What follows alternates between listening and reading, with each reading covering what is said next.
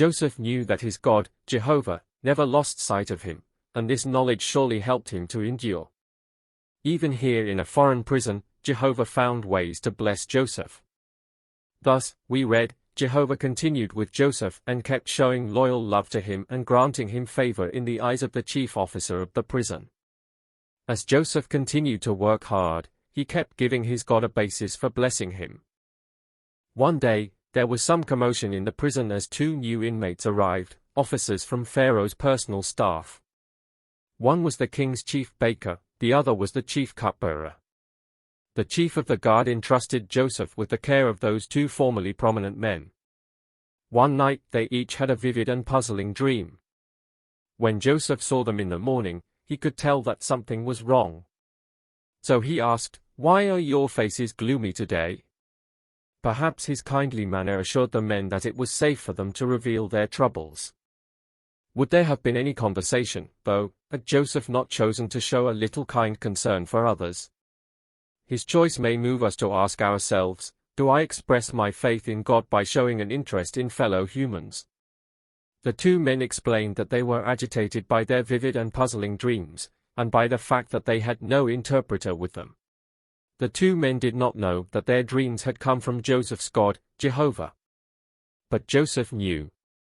He assured them, do not interpretations belong to God? Relate the dream, to me, please. The cupbearer went first. He told Joseph of a dream about a vine with 3 twigs that bore clusters of grapes. The grapes ripened, and the cupbearer squeezed the juice into Pharaoh's cup. Thanks to Jehovah, Joseph instantly knew the meaning behind the dream. He told the cupbearer that the 3 twigs meant 3 days. Within that time, Pharaoh would restore the cupbearer to his former position. As relief swept over the cupbearer's features, Joseph added this request, "Please show me loyal love and mention me to Pharaoh." Joseph explained that he had been kidnapped from his home and imprisoned without just cause. Encouraged by the good news the cupbearer had received, the baker asked Joseph the meaning of his own dream in which he had seen 3 baskets of bread as well as birds eating from one of the baskets on his head. The answer to this riddle was also given to Joseph. But it did not mean good news for the baker. Joseph said, "This is its interpretation, the 3 baskets are 3 days. 3 days from now, Pharaoh will behead you and will hang you on a stake, and the birds will eat your flesh from you." Like all of God's faithful servants, Joseph boldly revealed God's messages, both the good news and the news of impending judgment. 3 days later, Joseph's words came true. Pharaoh held a birthday party, and pronounced judgment on his 2 servants. The baker was executed, just as Joseph had foretold, whereas the cupbearer was restored to his former position. Sadly, though, that neglectful man forgot all about Joseph. 2 full years passed.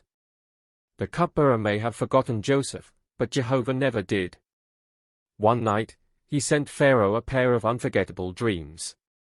In the first, the king saw 7 fine-looking, fat cows emerge from the Nile River, followed by 7 ugly, thin cows. The thin ones devoured the fat ones. Later, Pharaoh dreamed that he saw a stalk of grain sprouting 7 choice ears.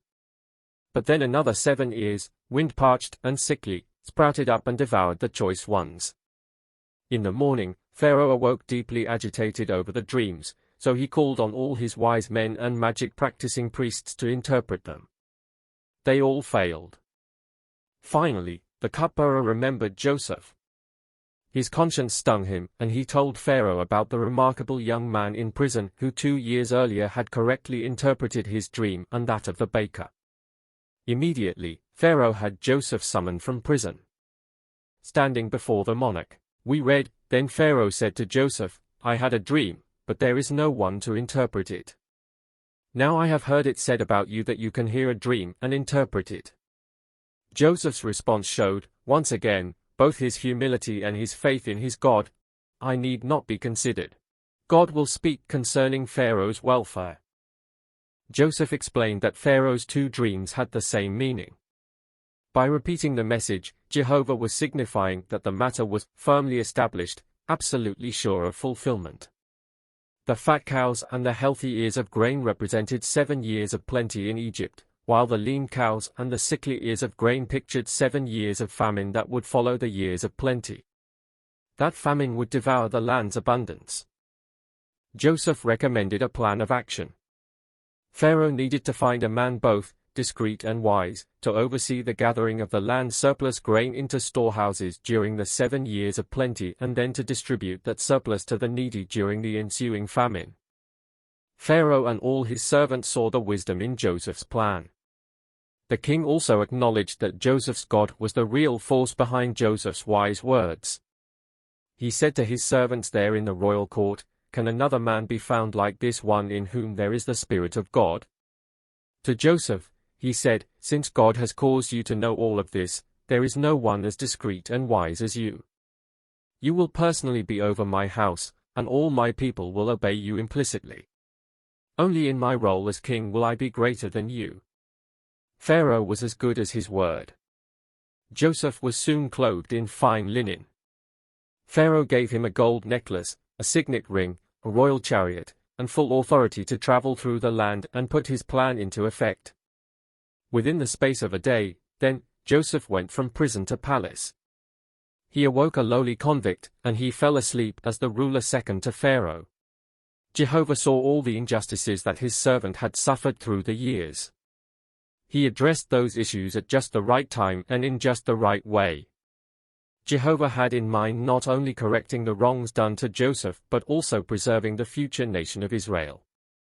If you face a trialsome situation, perhaps an injustice that seems to drag on for years on end, don't despair. Remember Joseph. Because he never lost his kindness, his humility, his endurance, and his faith, he gave Jehovah every reason to reward him in the end. If you enjoyed this content, please subscribe to this channel, hit that like button, leave your comments below and share it with your friends. Thanks for watching. God bless.